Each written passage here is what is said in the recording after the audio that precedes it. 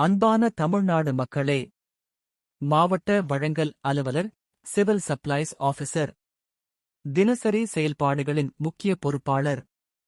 முக்கிய பொறுப்புகள்: 1. நியாய விலைக்கடைகள் கண்காணிப்பு. அனைத்து ரேஷன் கடைகளும் சரியாக செயல்படுகிறதா என்பதை ஆய்வு. திறந்த நேரம், விநியோக ஒழுங்கு, பொதுமக்கள் சேவை தரம் சரிபார்ப்பு. விதிமுறைகள் மீறப்பட்டால் உடனடி நடவடிக்கை. 2. பொருட்கள் விநியோகம்.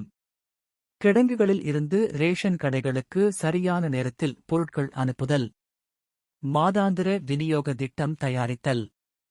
எந்த கடையிலும் பொருள் பற்றாக்குறை வராதபடி முன்னெச்சரிக்கை. 3. ஸ்டாக் சரிபார்ப்பு.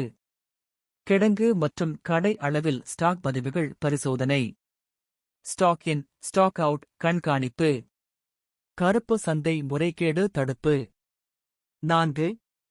பதிவுகள் மற்றும் அறிக்கைகள். தினசரி வாராந்திர மாதாந்திர அறிக்கைகள் தயாரித்தல். மாநில அரசுக்கு தகவல் அனுப்புதல். தரம் மற்றும் விநியோக நிலை பற்றிய பதிவுகள். 5. புகார் தீர்வு. பொதுமக்கள் புகார்கள் பெறுதல். தரம் குறைவு அளவு குறைவு மீது விசாரணை.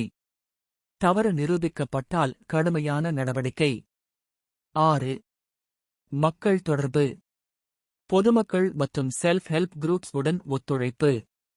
விழிப்புணர்வு நிகழ்ச்சிகள் நடத்துதல். முக்கிய நோக்கம்: ஒவ்வொரு குடும்பத்துக்கும் சரியான நேரத்தில், சரியான அளவில், தரமான பொருட்கள் கிடைக்க வேண்டும். சுருக்கம்: தினசரி செயல்பாட்டின் மையம் இவரே.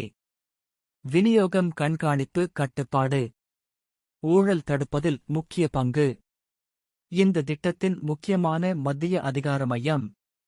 மாவட்ட வழங்கல் அலுவலர், திட்டத்தின் இதயம், ஹார்ட் ஆஃப் இம்ப்ளிமெண்டேஷன்.